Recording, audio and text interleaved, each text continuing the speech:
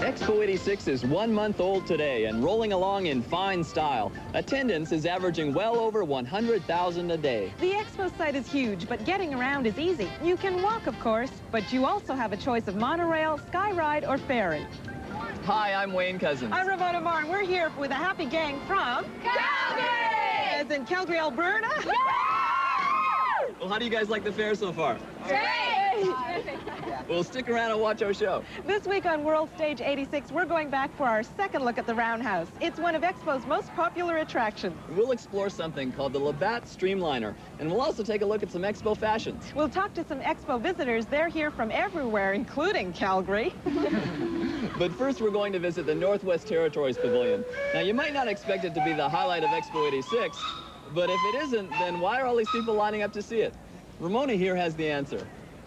My old hat doesn't fit me anymore, but it was a fact of life in the little town where I was born. It's been a long time since I left Fort Smith, Northwest Territories, but that blue pavilion over there makes me feel right at home. I'm kind of proud. The welcome feeling is immediate. At the pavilion entrance stands a 20-foot-high symbol of northern hospitality, the Inukshuk.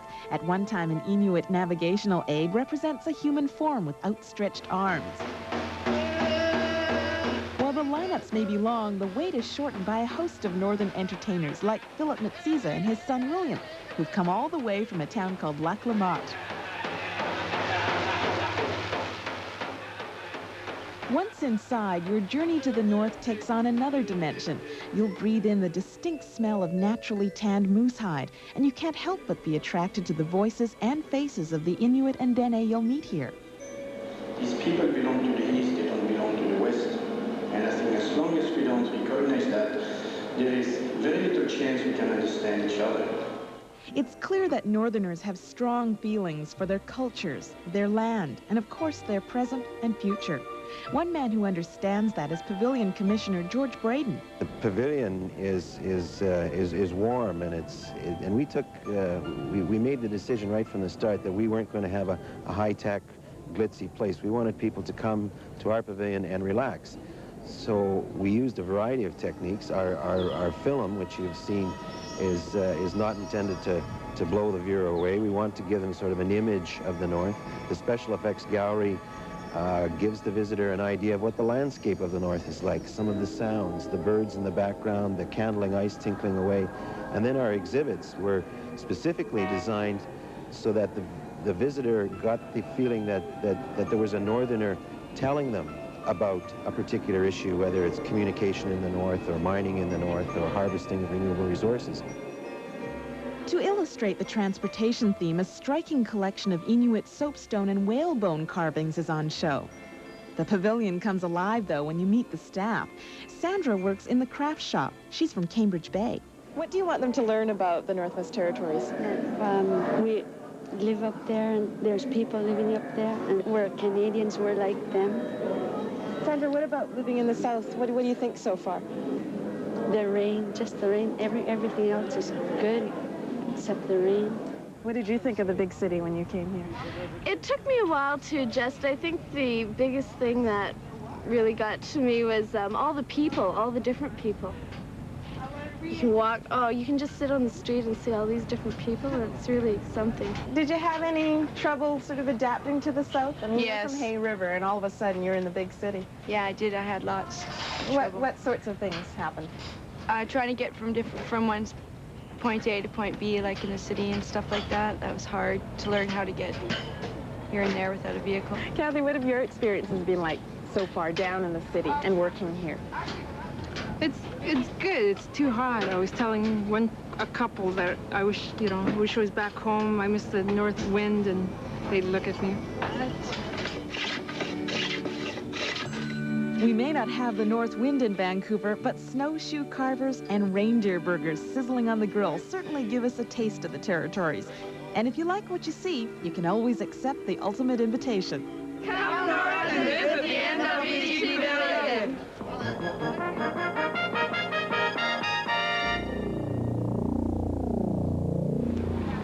One of the themes of Expo 86 is communications, and one of the most powerful communications devices to come along in quite a while is this little item, the cellular telephone.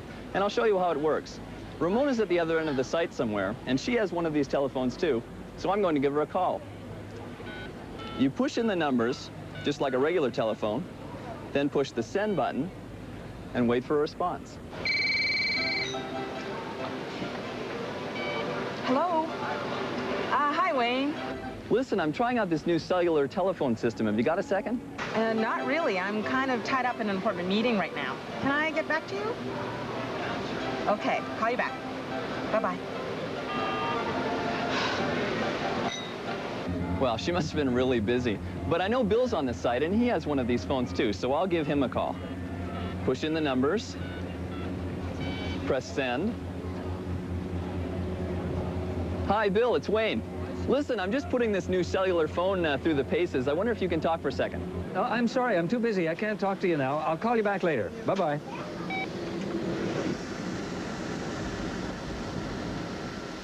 Well, I wonder what he's up to. Well, the phones work great, as you can see, and I know Judy Piercy's got one of these. Now, she's not at the Expo site, but I know she's in town here somewhere, so I think I'll give her a ring. Every one of these phones has its own number, so it's just like a regular phone. Press send. Hello? Oh, hi, Wayne. No, actually, I haven't got a minute. I'm on my way up the mountain. Yeah, I'll call you later. Okay, bye. Well, this is getting ridiculous. I don't know why these people won't talk to me, but I know someone who will. He's George Fearheller, president of Cantel. That's the National Cellular Service of Canada. And he knows everything there is to know about cellular telephones. George, this telephone is amazing. There's no wires, it's completely portable. Here we are standing in the middle of the Expo site, and I can call anywhere. How does a cellular telephone work? One of the modern miracles of technology, Wayne. Well, what you've got in your hand there is something that takes the place of the black box you used to have to put on the trunk of your car, a handset up near the driver's seat somewhere, and an aerial on top of the car. And that is all now compressed in a device that size. George, what is a cellular system, and how does it differ from the system we have now? Well, the nice thing about a cellular telephone is it has all the capabilities of a phone on your desk or at your home. You can do anything with it that you could do with a regular phone, and you use it in very much the same way. You dial it the same way and so on. However, what is different is that instead of being wired directly in to a great big hardwired system, as we call it, with copper wires running all over the place, this operates on radio frequencies. What do you think Alexander Graham Bell would have to say about this? He would have loved that. This just would have been his kind of technology, and if he could have thought of it at that point in time, if the technology was there, he'd just go ape over a device like this. Now let's put this phone to the real test. I'm going to call the site of Expo 88 in Brisbane, Australia, using this cellular phone. I'm going to talk to Sir Edward Williams, who's the Commissioner General there. And I have his number.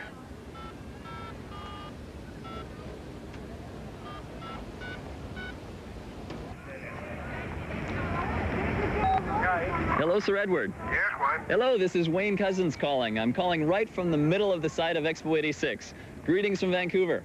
And thank you very much indeed, Wayne. It's a pleasure to do business. Have you been to see our site here at Vancouver? I was there for 3 days before the opening and about 3 days after the opening. And how did you enjoy it? Also.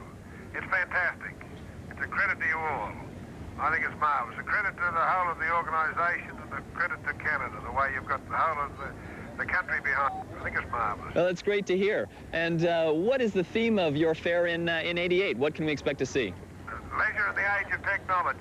You can see a fair, much like your own from the point of view of the location. We're right to the city, right along the river. It's magnificent. I'm looking out now on it. The buildings are going up. It's really going to be a wonderful exhibition. All of us up here in Canada wish you the very best. Thank you very much indeed, and congratulations to you all. I think Canada's doing a marvelous job of this. Thank you very much. Good luck, Wayne. Bye-bye. Sir Edward Williams, the Commissioner General of Expo 88 in Australia. Aren't these things great? Hello? Oh, hi, Ramona. Gee, you know, I just can't talk right now. Bye. Aren't these things great? You'll pay for that, Wayne Cousins. still ahead on world stage. The shiny red Streamliner comes to town. And once more, round the Roundhouse.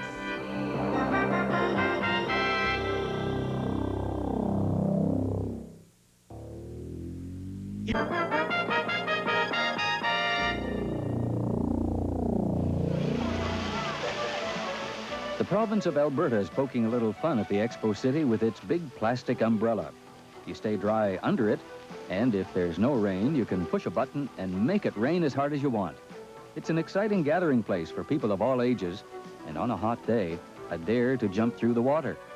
It's a work by Peter Lewis with the inscription, "An Alberta tribute to our Expo hosts, the people of Vancouver." It doesn't always rain here, you know. It just seems like it. Expo 86 has divided its calendar into a number of special transportation periods. The one we're in now is called Intercity Trucks and Buses. A little dry, you might say? Not so. In fact, Cam Cathcart has taken a particular fancy to a shiny red vehicle that's kind of old, but very pretty. 40 years ago, this vehicle was called striking and modern. Today, visitors to Expo look upon the Labatt Streamliner in awe. It's a tribute to an era of fine workmanship. It's unlikely this truck will be seen at Expo's truck show. Today's rigs simply don't have the Streamliner look. But at Expo's Land Plaza, the gleaming molded lines of the restored beer truck are causing a sensation. Custom designed by Alexis Saknowski after the war, these Streamliners were a familiar sight in eastern Canada. They hauled beer, acted as traveling billboards, and their drivers offered roadside assistance. For Joe Scott, a retired White Motors truck dealer in Ontario, and his brother Bob, bringing the old Streamliner back to life was not easy. And we had to build the cab totally because we could not find one that was in good enough shape to restore. So it was cheaper and easier for us to completely build a new one. Something like this is difficult to restore. It's something like building a boat and then try and put the hull on it afterwards. It took Bob, my brother, and I approximately 5.5 years to do the job. Since its reappearance 2 years ago, the Streamliner has become a sought-after parade participant. Built during a time when individual coachwork matched the famous airflow design, the Streamliner is a unique example of Canada's transportation history. And for the brewery, the Streamliner continues to promote its product in a legendary way. I'm Cam Cathcart for World Stage 86.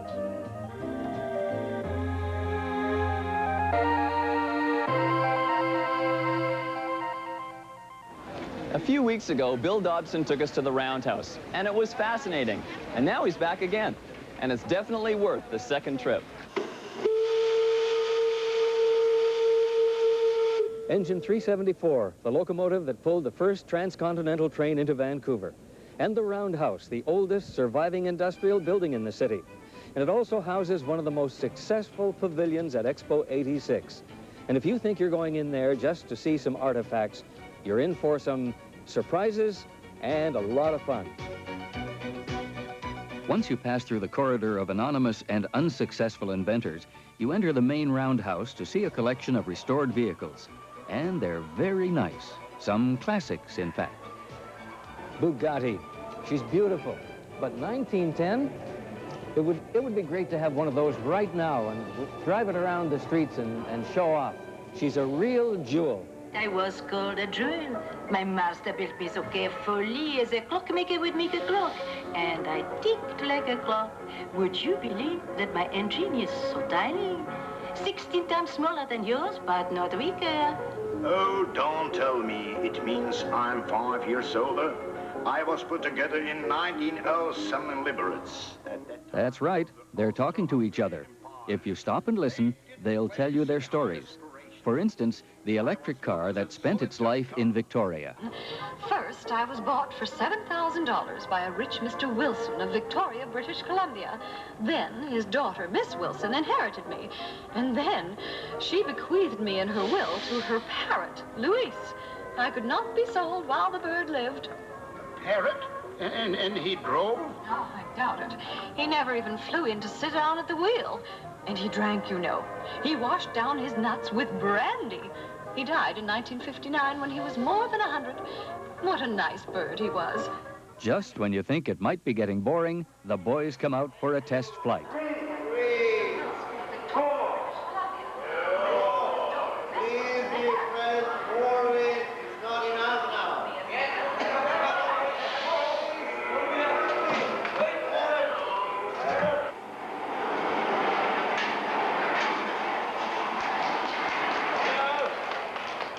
The centerpiece of the Roundhouse, a working replica of Stephenson's original steam locomotive, the Rocket. Oh yes, it talks too. Ladies and gentlemen, what memories I have. I was built by George Stephenson and his son Robert for a special competition in 1829. In October of that great year, I won the famous locomotive race, the Rainhill Trails. I outperformed all competitors and went on afterwards to achieve an amazing, unheard of 46 kilometers per hour. Keep your eyes and ears open in the Roundhouse. For World Stage 86, I'm Bill Dobson.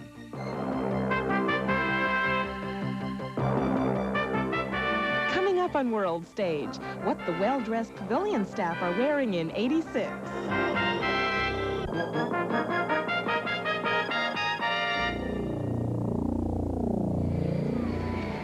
There's a new book on the stands about Expo 86, but it says right in it, it's not associated with the Expo 86 Corporation. It was written by 4 people who came on the site as soon as Expo opened and toured all the pavilions and all the places of recreation and eating, and they rate them in here. They 5 stars down to 1 star. And they tell you what's good in each pavilion and what the kids will like and what food there is. Then they go to all the restaurants and they tell you what they serve and how much you'll pay. It's only the opinion of this 4 people, but, well, they seem to know what they're doing.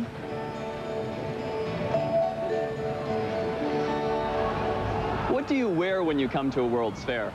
Well, there's no dress code. You can wear whatever you like. Unless, of course, you work at one of the pavilions. They all have specially designed uniforms, and some of them actually look quite nice, as Bill Dobson found out. They call them uniforms, but they're really coordinated sportswear ensembles. Tracy, Jack, and Heather from the Alberta Pavilion show us their outfits, which were designed by Bent Pilgard. He chose yellow oversized vests and long pleated skirts for the ladies, and vests and long blue pants for the men. Each person has a choice of sweaters, blouses, shirts, and accessories, so they can choose a wardrobe to suit the weather or their own mood on any given day. They also tell me the outfits are comfortable, and they're happy with them. Sandy, Frano, Christine, Arif, and Russell came over from the Canada Pavilion to show us their multitude of combinations. They were designed by Alfred Sung, and while there are any number of ways the sportswear can be worn, the colors will always match. They combine grays, yellows, and red. All the name tags are the same, but small pins on the collar will tell you which language besides English the hosts and hostesses can speak. Incidentally, Expo 86 spawned over 80,000 wardrobe pieces, all on a computer inventory, and 70% of the uniforms were manufactured in BC. Ethan and Trish were our models for outfits from the BC Pavilion. There was a province-wide competition for a designer to create the BC wardrobe, and the winner was Rita Edwards. She used the colors of the BC flag as her inspiration. And again, she made numerous combinations of jackets, sweaters, shirts, t-shirts, slacks, skirts, and shorts, so the hosts are able to choose an outfit to suit the weather or the mood of the day. Everything was taken into account, including shoes and accessories. And did you know that in most cases, they took the mirrors from fitting rooms and found the fittings went nearly twice as fast? Action is the watchword at the CN Pavilion, so action is the focus of the wardrobe. Here are Jeannie, Lise, and Martin. Faisal Virani of Vancouver designed these outfits, and each member of the CN Pavilion staff got a wardrobe of 17 different items to mix and match. Aside from the CN logo, the markings include the 4 kinds of motion that these people demonstrate day in and day out. Even the earrings show these symbols. Incidentally, the roller skates are a part of the action at CN, but the hosts only wear them when they want to. These uniforms are from just 4 of the pavilions. On a later show, we'll look at some of the more exotic outfits from such countries as Korea and Japan. For World Stage 86, I'm Bill Dobson.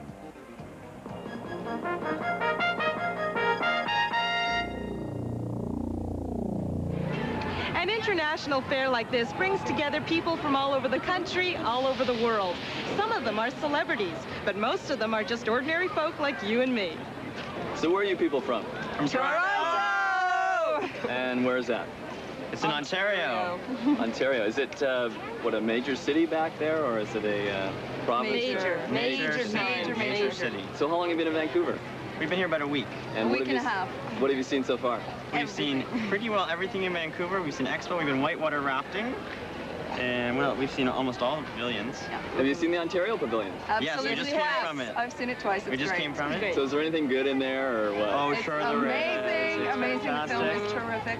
We're from Montreal, and our first impressions, we think it's great to be in Vancouver at the Expo here. To come to Vancouver is in itself something to see. It's something, yeah. Plus the fact that you have a chance to see the Expo and meet some new people. What are you going to tell your friends when you get back to Montreal? Well, if they have a chance and the same privilege we have to come here and see it. Sure. And they have until October, I think. They have until October to make it. Do people hear much about Expo 86 back where you're from? Oh, yes. Yes. We have some friends in July. We have several of our friends that are in a camper club. They're going to come up in July. See, our schools are just now out down there. Is one reason that we don't have any more from down there. They're just now, and then we have Bible school that starts for 2 weeks after that. So it'll be the middle of June before anybody from there gets up this way. If you could give some advice to people visiting the fair, what would you like to tell them? Bring plenty of money. So you want to say hi to the folks back home? How about doing that for us? Hi everybody in Toronto. Hi, Dad. I have one thing to say for all my friends at home. Sheesh! You're gonna love it. You suckers, you're not out here with us. You should be down here in this sign. And we've got a special guest here with us this week. This is Mayor Ethel Winger of Williams Lake. Mayor Winger, what are you doing here this week at Expo? We're promoting Caribou Week and enjoying Caribou Week. I'm the mayor from Williams Lake, and the whole gang are here, Ramona. Oh, that's wonderful. What have you seen at Expo that you've liked so far? BC Pavilion, many of the pavilions are great. The tugboat show, ballet, and everything is just so great. We're having a great time. I'm having a great time promoting the Caribou. Good. Will you stay here with us while we close the show? Oh, be happy to. Okay, Ramona. here we go. You ready? Next week on World Stage 86, everybody's favorite Canadian event, the RCMP Musical Ride. We'll go behind the scenes. We'll also visit the exotic pavilion of Indonesia, and we'll explore the world of Expo after dark. And Wayne here will party at the 86th Street Club. And when Wayne parties, Wayne parties. Well, we'll see about that. And also, we hope to meet some more nice folks just like these who are in Vancouver for this great World's Fair. For World Stage 86, I'm Ramona Marr. And I'm Wayne Cousins. Ready, gang? See you at Expo!